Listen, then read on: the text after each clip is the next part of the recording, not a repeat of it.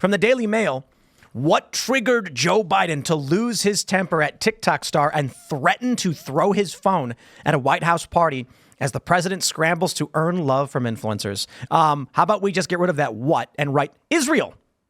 Israel triggered Joe Biden to lose his temper. In fact, we'll just, here you go. Let's, oh man, that's, what is this? This is too much text.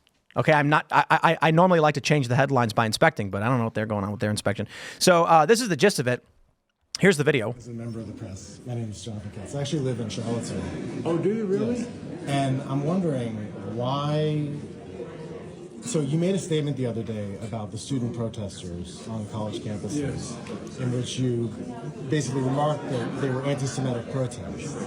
And I'm wondering if you still stand by that statement, and also why you just signed a bill giving $26 billion more to Israel in the midst of what is plausibly considered a genocide by the ICJ. The answer is twofold. Number one, Israel's security from the region is essential. It's essential. That's fundamentally different than how Israel acts in Gaza. I've been, as you probably know, putting extreme pressure on the Israelis to back off and open up humanitarian access. Open up humanitarian access in Gaza. And I think we're getting close. And, you basically proposed your own Gaza flotilla. You were going to... Beyond that, and I'm pushing hard, and if they're not going to volunteer to do it, we're going to impose it. But can't you use the Show you power? a picture of you With my father. with my husband's I'm father, Bill Bader's son. Bader. Oh, you're kidding me. No. You can barely hear the guy muttering. So apparently in the next portion, he says, I'm going to throw your phone. Yeah. Maybe just pull the quote because I don't want to listen to this guy mutter. So here's the video of it. Here's him holding his phone. Do they not have it? Is this it right here? Why are they wasting our time with this? Watch to the end. He had a chance. That's the same video. So there you go. Biden grew angry at Katz, suggesting he would throw his phone before aides intervened. The New York Times reported Friday that Biden and Democrat allies are working furiously to build an army of social media supporters who will create pro-Biden content for social media. The reason why it won't happen is that the users of TikTok who are in the appropriate age bracket despise Israel. And so all that's going to happen is they're going to bring in these woke progressives and be like, hey, look, Biden, promote him. And they go, you're a genocide Joe. Yeah, I mean, they're even having that problem with their White House staffing. And that's, a much more thoroughly conventional group of people that you're drawing from than what you're going to need to have like a successful social media campaign. And, the demographic that they're going to be hiring from is just not going to want to make this kind of pro-Biden content. I don't even know what the content would look like. What do you see the future for the Democrats that are, on the Hill now, that are looking for staffers, that are looking for young people to actually do this stuff? I mean, you're aware of the, what is the White Staffers Twitter page and stuff. You know about that. So it's like, if that, bring the thing about a fist. What do length you from your mouth? What do you make of that kind of stuff being in the government? I know that most people don't understand that this kind of attitude is something that's actually permeated the federal government now. So this is a real problem that we have to deal with. What do you think of that? I mean, it's a huge generational change in the Democratic Party, and it both parties have to deal with generational change. But I think when you're the more progressive of the two political parties, you've always got these people who are going to devour the previous, generation of the revolution. You're always sort of being chased further and further leftward, and it's a real challenge in terms of staffing. And the staffers in a lot of these offices really do drive how the members think about lots of things. And I think that's particularly true in the House, where you have lots of members who aren't very experienced, who haven't thought very deeply about issues before. But it's true to some degree in the Senate, where you have people who are very old. You have the opposite problem. There are people who've been there forever, think the internet is a series of tubes. So if you're going to, do anything to internet, this internet thing, it might be around for a while, guys. It might be a real permanent thing. So we need to find some young folk to do that. Huge problem for the Democratic Party. And, I think this is a particular issue where the Democrats can't really, on healthcare and other stuff where you've had young activists have certain views, the Democrats at least know how to speak that language. and it's still a familiar language. It's been a familiar language with them to them since the New Deal. But the Israel stuff is a real rapid change, and I think the members are really trying to chase the staffers at this point because they think that's, they believe that children are the future. Teach them well, let them lead the way. I think Democrats are pulling a Blockbuster video, right? They had the internet early on. It really helped their campaigns. Right. But now they're too heavily focused on corporate press narratives. And what happens then is by ignoring the development of social media, the algorithms that were on these platforms, and what these activists were up to, they have basically allowed the emergence of staunch anti-Israel sentiment, which coincides with all the woke policies. It's the oppressed versus oppressor. And now they've lost, which like they have gone the path of Blockbuster and ignoring the advancements that were happening around them, resting too much on, hey, look, we got the older vote. The older vote matters more. We're going to win that vote. They're watching MSNBC and CNN. And now that these young people are entering you got Gen Z and millennials now, younger millennials, and they're all active on these social platforms. And the overwhelming majority of younger Democrats hate Israel. Biden's screwed. So this is why you're seeing him actively now speak in favor of Gaza and Palestine, opposing Israel, whereas you still have this issue where most Americans are probably between they like Israel or they're Israel neutral, and the left is staunch anti-Israel. The Democrats aren't going to be able to win a majority playing both sides. Well, and even before Gaza, Biden had a lot of problems with younger Democrats. I mean, there was a poll even before the midterm elections that showed that 94% of Democrats... You think they were aware of it? You think they were aware of it, though? I don't know how aware of it there was, but the New York Times had a poll that 94% of Democrats under the age of 30 wanted a different nominee in 2024. I doubt that the numbers have gotten any better. If anything, they're probably roughly the same or worse. So young people, even when they didn't have an ideological reason to not like Biden, other than that he was old and not like them, now they have an ideological reason. This has given them an ideological reason. And so they're going to have to find, that's why they have the big focus on student loans, student loan forgiveness. They have to find some hook to get these people to show up and vote for Democrats and for Biden. Not sure how much it's going to work. Do you think that this is mostly good for the Republican Party, like bringing in more of the sort of, more crazy leftists? I was actually going to say bringing the billionaire Jews into, into the Republican, it's pushing them out away from the left is sort of my impression, but I don't know. I'm not that, deep. So, it's obviously anything that's bad for your political opponents is probably good for you. Right, to some degree. But there have been some polls, like New York is not a state that's really in play, but there have been some polls that show Trump doing very well with Jewish voters in New York. Michigan obviously is a state that Biden is very worried about because of Muslim and Arab American voters in that state. I do think that, at least in the immediate term, some of the Democrats' divisions on this issue do play to the Republicans' benefit. But obviously, if one party gets crazier, then it isn't always necessarily good for the country, right? Sure. But you got what was her name? Claudine Gay got fired at Harvard, and that was largely because I think Bill Ackman and probably some other people who weren't as public about it sort of orchestrated that. Their donor. The sort of this donor class. And so, there are obviously trade-offs to having those people in your coalition, but they're certainly more up for play, it appears, than they were in the past. And there's not a big countervailing force that there was in the Democratic Party in the Republican Party against that. Going back to the first story that that brought this up, Biden saying he's going to throw the guy's phone. Just shifting the conversation, I think this is indicative of dementia. He couldn't throw a phone. He couldn't throw a phone. That's a lie. But bursts of anger. That is something. Yeah. He can. Can he raise his arm fully above his? I don't think so. I doubt it. Yeah, I don't think he could. Highest he goes is cornholio. Yeah, that's and cornholio hands is another sign of dementia. Yeah.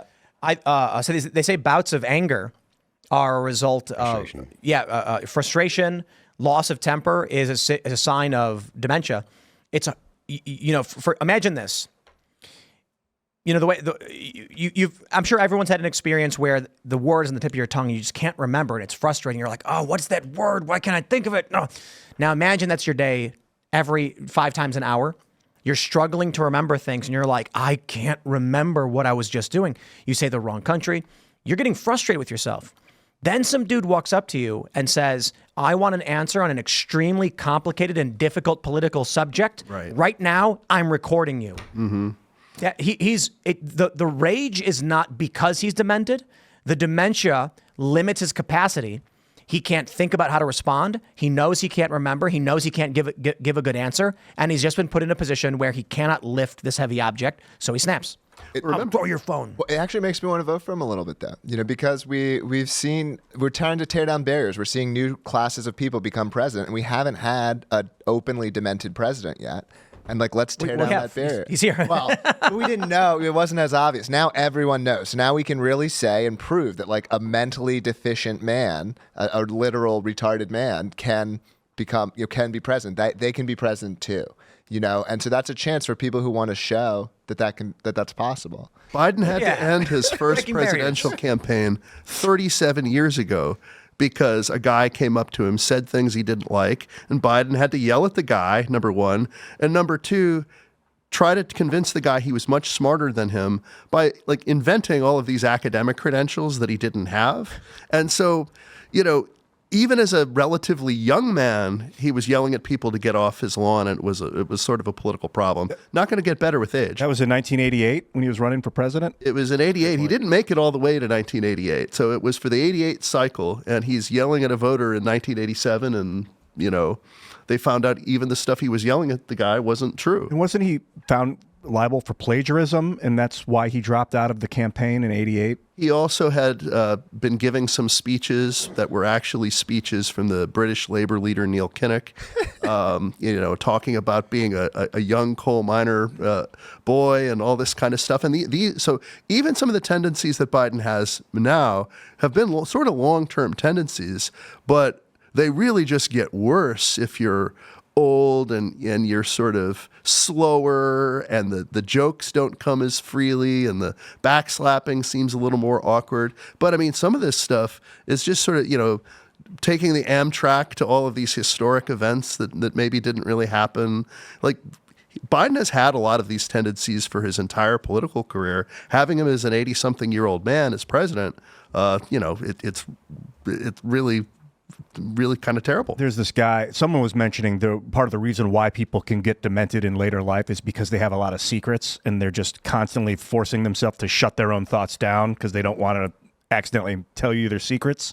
And so if Biden's got all these family corruption secrets of what Hunter did, orders he issued to Hunter, to his brother, his brother Joe? James. Yep. And now he's sunsetting, how convenient for him. Let's ask him what corruption. I don't remember. I can't recall. Like Reagan apparently may have been going through some similar stuff in his late career. May have been? Yeah, where he was like, I don't remember. I can't remember. Sorry. Well, no, that was a tactic in court, but he did have Alzheimer's, and it's likely that it was starting when he was finishing up his what's it called? But lying about what he knew and what he didn't know, that was just a court tactic. I don't buy that there was any I forgot, and he actually forgot. I think it was just him covering his butt. So plausible deniability is what it is. In The Sopranos, when Uncle Junior beats his first trial by faking dementia, but ultimately by the end of the series he has dementia. Biden's down to 83% on the betting markets, 83 cents. So there's a the markets have him have a someone but other that's the Democratic Party. That's you're right. No, the presidential nom. So the fact I'm just saying that the perspective is higher than it's ever been. That it might not be Biden. I mean, 17% is not that high still. To clarify, the betting markets are saying that the Democrats will nominate someone else. 17% chance is what the betting markets are saying. Wow. Is that the highest it's That's a been value so bet far? right there. Highest it's been in a while, yeah. It's a value bet. Yeah. Yeah, you put in $5, you win $100. They gotta run somebody else. What are they waiting for? Announce. Give yourself a chance. $25. My math is weird. Just taking him down is it's a complicated game. There's not one clear way to do that. The superdelegates can pick whoever they want. Yeah. So it doesn't have to be the incumbent. The Republicans don't have superdelegates, right? Just the Democrats? Yeah, but it's the way. Right. There are some uncommitted delegates on the Republican side, but the Democrats are the only ones that have all these elected officials, party bosses who get to be superdelegates, and they're not bound to anybody. Rigged. What was it, the Wall Street Journal came out and said Biden's like mentally deficient recently. So more and more of these. Oh, did they? I think it was that. If that was the New York Times, it's the more institutions that are doing this. That's actually what has to happen for. How it happens. I just say that because we had Matt Gaetz on, and this was the night that they held Garland in contempt over the her recording, which it's the investigation into Biden, and they're saying it's executive privilege. We can't release the recording despite the fact the transcripts come out. And the reason is because people think Biden's going to sound really bad, like his brain's failing.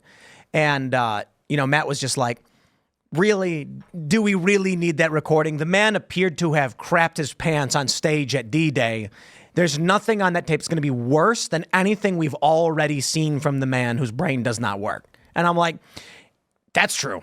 Well, you got to hope they don't replace him if you want to see the Democrats lose. I think. I agree. I'm pro Biden. I say Biden all the way. It's one of those like at what cost victory loss things. Like what's the opportunity cost of getting that guy into your party? Your party wins, but at what cost? That you have a losing leader now, so you don't want to promote a loser or like someone that's incontinent or incapable.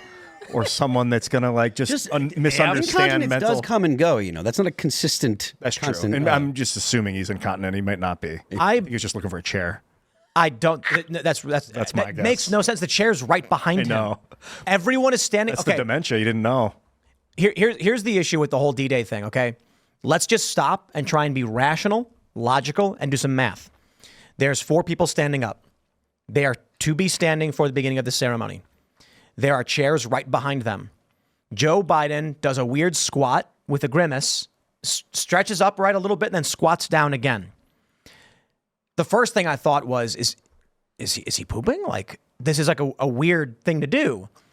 Instantly, excuses begin to emerge for what it may actually be. I've heard his posture was hurting him and he was trying to straighten his back. And I'm like, okay, it's maybe. And the other was, there's an invisible chair he's trying to sit in. No, there's a visible chair right behind him that he did not actually sit in. So if we're doing math to break down what we think may be the most reasonable, I don't know what is. What I can tell you is there's probably a double-digit probability he crapped his pants. It could have been amalgam. Like he started to sit down looking for a chair, but then when there was no chair, he tensed up and tried to stand back up in one of those tensions where There's like, a chair oops, right I behind accidentally him. crapped myself. There's a chair right behind him. But it was too far out of his view. Like he can't the turn chair that more he than eventually 30 sat degrees. in is right behind him. That's why I'm like, I don't understand where that is not in the equation. The chair is right there. And some argued that when Jill Biden scratches her face, she's actually going, Joe, don't sit down. Keep standing, keep standing. Yeah. And I'm like, that is making many assumptions. We are trying to make the least amount of assumptions in this, in which case his back hurt is a maybe, but it's kind of a weird thing to do because your back hurts. That's probably a lower probability. Then there's 15 to 30% of men over the age of 80 suffer fecal incontinence. That's why they sell diapers. Biden has been accused on numerous occasions of having crapped his pants. There's been numerous reports that have flown around, rumors or otherwise. And so I think it's fair to say, call it 10%, call it 20% probability that Biden actually crapped his pants. It's like the question people really want to know. Yeah, but he sat down afterwards. I didn't watch the rest of the video, but he ended up sitting after that because he wouldn't have sat in poopy pants. I mean, And how long was that ceremony for him to have to sit there like that? Whose vote is like hinging on how tight Biden's butthole is? Like, are there really Definitely, votes? it factors into my Yes, decisions. the number one issue among voters for the month of May was the failing. It was Joe Biden's mental. Mental. No, not mental. I'm editorializing. It was failure in leadership. Okay. And which broadly put is Joe Biden is clearly incapable of doing this job. And amazingly, April immigration was the single largest factor, according to Gallup. When May came around, the capabilities of the president became the number one issue among voters. And there's only one conversation there. Right? The idea that it's, no, they're concerned about Trump now. I'm like, no. The big conversation everyone's having is Biden keeps having episodes. And I'll just pause here too. Biden's back hurt. He was looking for a chair. He was straightening his back out. Not only have we had accusations that he's crapped his pants before, but he can't speak properly. There's been numerous occasions where he's wandered off in the wrong direction. In the past 2 weeks alone, I think we've had 2 or 3 videos of him going off the wrong direction on a stage or at the G7 wandering in the wrong direction. You add all those things in, the solution with the least amount of assumptions is the bumbling old dotard crapped his pants. Again, I'm not saying I know for sure. I'm just saying it is an absurdity to me to make an excuse when, and I'll put it this way. I ask ChatGPT, because we love ChatGPT, and I say, did Joe Biden crap his pants? He says, no, that's offensive and it's speculative. I then say, is it reasonable to conclude that Joe Biden, who's been rumored to have crapped his pants, who is over the age of 80 and that crapped his pants, and said, no, you can't assume that. I then removed Joe Biden from it and said, is it reasonable to assume that an 81-year-old man who's standing at a ceremony, who bends down a couple times and then grimaces and stands back up, crapped his pants? Yes, absolutely reasonable to assume that. When you add Joe Biden to it, everyone rushes to the defense of, no, this is not happening. This is not happening. But if you make it any old man, people say, yeah, probably. I didn't hear the poop and I didn't see it coming out, so I can't make the assumption. I know this is a dark rabbit hole that we don't need. That assumption, I cannot, don't make assumptions. And that is not how we operate. We do not from here operate under the guise of it is a definitive fact that he did do it. It's simply when we know the probabilities and percentages, we can make better decisions moving forward. And what we have here is, and again, to move on from the poop jokes, because I get it's like a funny story, is we have a man who is clearly so physically incapable that voters have become nervous about it, and it's become the top issue in the United States. Part of what I was going to bring up is, like, do you think this is part of people in the deep state that are like top level authorization at the deep state are kind of like, good. Now people can see how useless a single man as your leader is. Now we'll take over by like our oligarchy will take over because you can't rely on one guy. If the guy falls apart, you're screwed. They want the president to be like the king, a figurehead with no real power, and that's what they got in Joe Biden. Yeah. And as long as he's only a point or two down, I'm not sure they will replace him. I think there are some Democrats that would like to do that. But if they think he can beat Trump, not only that, but also one of the things going against him is I feel like it's likely that the polls are going to do the same thing that they did in 2016 and again in 2020, where the polls didn't show that Donald Trump was doing anything. They looked really, really bad. Right. He's got the best polls that he's had so far now, right? But today is the best polls that he's ever had. I don't think that they're going to make any change because I don't think they're going to believe any polls that say Donald Trump's going to win. Thanks for checking out this clip from Timcast IRL. Make sure to watch the show live Monday through Friday at 8 p.m. Subscribe to this channel, and we will see you all there.